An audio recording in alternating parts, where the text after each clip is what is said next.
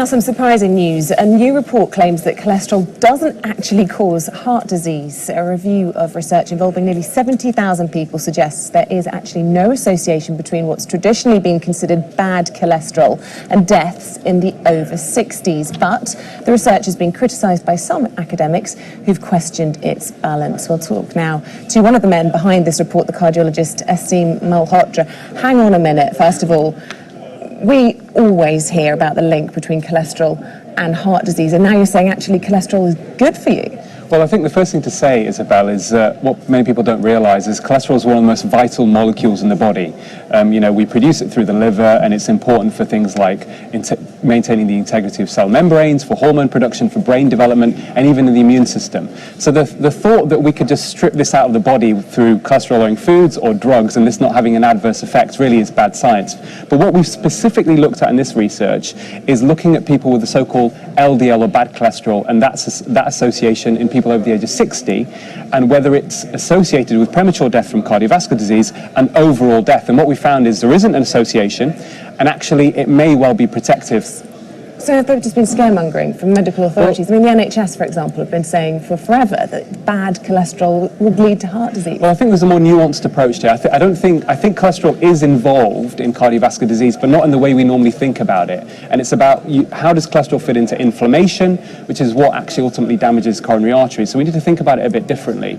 And certainly we know that other than statin drugs, no drug that's come on the market or any cholesterol-lowering food has actually impacted on preventing heart attack, stroke or death. So I think one of the messages really is stop fearing cholesterol, have a more nuanced discussion with your doctor, and actually this research adds onto a body of evidence, really, and another nail in the coffin in exposing what I would say is a great cholesterol con. The stats are really high, aren't they? It says 92% of the people in the study with high cholesterol lived longer. I mean, that's complete contradiction to TV advertising that said eat this margarine because it will lower your cholesterol. It's complete opposite. Jackie, you've hit the nail on the head there. I think one of the problems with this, unfortunately, is there is a huge market and vested interest both in cholesterol-lowering foods, often junk foods, low-fat junk foods, and a massive market, multi-billion-dollar industry around drugs. Now, I'm not saying that these drugs don't have an effect, but the effect they have are marginal. And what we need to do is have a more transparent, open discussion with patients.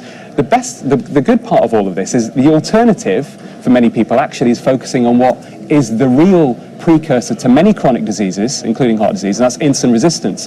How do you combat that? Very simple. This is diabetes we're talking about. Well, not just diabetes, actually. It's a precursor to type 2 diabetes, you're absolutely right. But also it's the most important risk factor for heart disease. It's one of the risk factors for high blood pressure. What causes that? Well, exactly. So this is, lifestyle things like poor diets, not doing enough activity, overstressed, lack of sleep, all of these things. So you're talking about me here and this situation and what can be done. So I can't eat my margarine, drink my yogurt, get my cholesterol down. As a matter of fact, cholesterol is one of the most vital molecules in the body, and in the elderly prevents infection, intercerebral bleeds, cancer, premature cataracts, muscle pain and fatigue, and thus must be protected and nourished. I am totally spaced out, confused on this.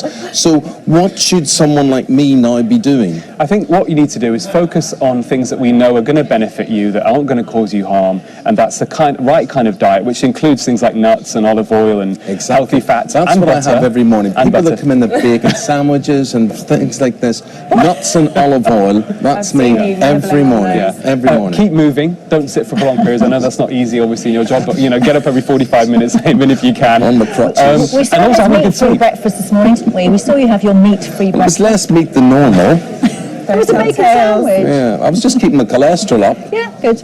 Right. You're right to. So I think we just need to look at it in a different way, and certainly that's going to have a bigger impact on helping population health. Do you know what? Obviously we need another 10 programs with you to really get to the bottom of this, but this is startling news today, and as you say, it's a credible survey. It's something that isn't just a one-off that you think is looking good. It's peer-reviewed research, all of the data on this population in the British Medical Journal. Okay. So, Dr. Malhotra, thank you very much indeed. We'll take a break back after this.